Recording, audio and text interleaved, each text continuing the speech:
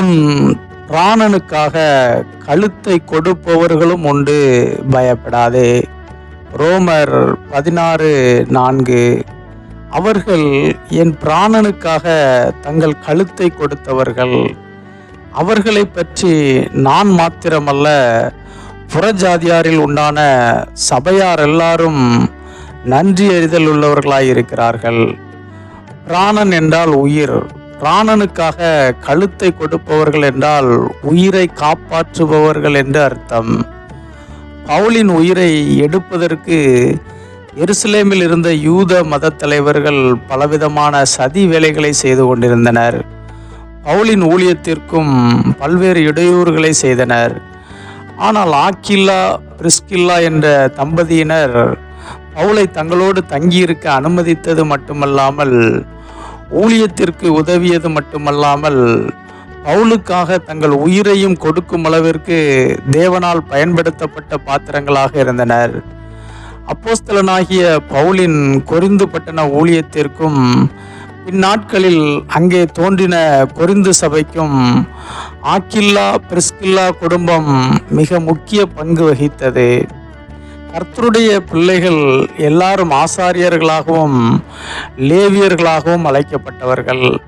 அதை உணர்ந்து செயல்பட்டதால் தான் அநேக ஜீவன்களை ரட்சிக்க முடிந்தது.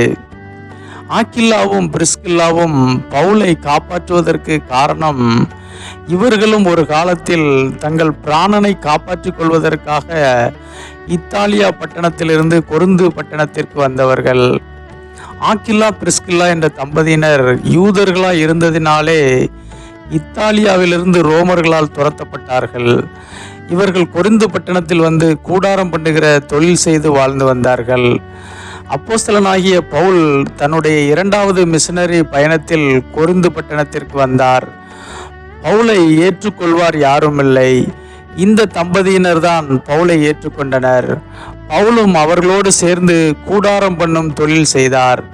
இதை நாம் அப்போஸ்தலர் 16ஆம் அதிகாரத்தில் தியானிக்கலாம். இந்த தம்பதியினர் வெறுமன தொழிலுக்காக பவுலோடு கூட்டு சேரவில்லை, ஊழிய வாஞ்சியோடு பவுலோடு இருந்தனர். அதனால்தான் பவுல் எபேசு பட்டணத்திற்கு வந்தபோது ஆக்கில்லாவும் பிரிஸ்கில்லாவும் எபேசுக்கு வந்தார்கள். பின்னர் பவுல் எருசலேமிற்கு சென்றபோது எபேசு சபையின் ஊழியத்தை இவர்களே பொறுப்பெடுத்து கொண்டார்கள். இவர்கள் தேவனால் தெரிந்து கொள்ளப்பட்டவர்களாக இருந்தனர். நீங்களும் இயேசுவின் நிமித்தமாக உங்கள் ஜீவனுக்கே ஆபத்துண்டாக்கப்படும் விதத்தில் வாழ்ந்து கொண்டிருக்கலாம். ஆனாலும் பயப்படாதிருங்கள். பவுலுக்கு ஆக்கில்லா பிரிஸ்கில்லா குடும்பத்தை காண்பித்தது போல உங்களையும் காப்பாற்றும்படி குடும்பங்களை காண்பிப்பார். உங்களை எந்த சேதமும் இல்லாமல் வழி நடத்துவார். பயப்படாதிருங்கள். ஆமென்.